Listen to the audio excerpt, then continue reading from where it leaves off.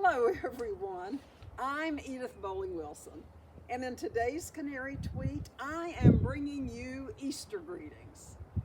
I am a staunch Episcopalian. When I was young, I attended St. John's Episcopal Church in Wytheville, Virginia. Once I moved to Washington, I attended St. John's Episcopal Church in D.C. Therefore, the Lenten season is very meaningful to me. The custom of the Easter egg dates all the way back to the early Christians. The egg is a symbol of fertility and resurrection, rebirth. The cracking of the egg represents the emptying of the tomb where Jesus lay and Jesus' resurrection. Easter is full of festivities.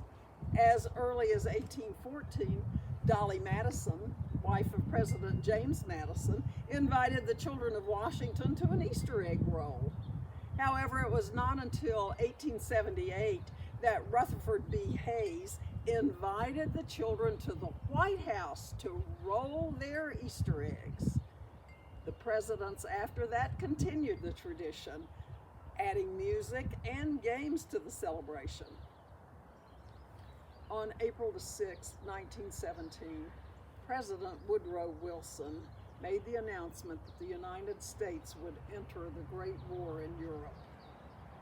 That was on Good Friday. Easter was on April the 8th. There was no celebration that year. There was no rolling of the Easter eggs.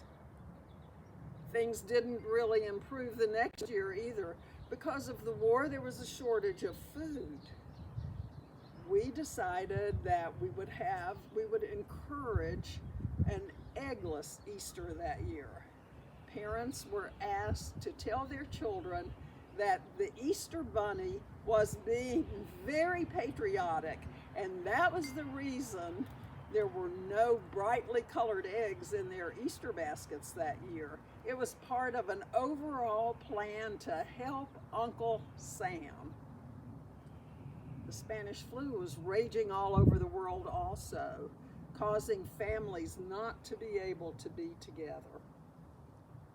Fortunately, in 1921, Warren G. Harding and his wife, Florence, reinstituted the Easter egg roll at the White House. My wish for you this Easter is that you and your family never have to curtail or cancel your Easter celebration or any other celebration because of war or a pandemic. I wish you a very happy Easter this year, full of love and happiness. Thank you for joining me today, and I look forward to my next Canary tweet.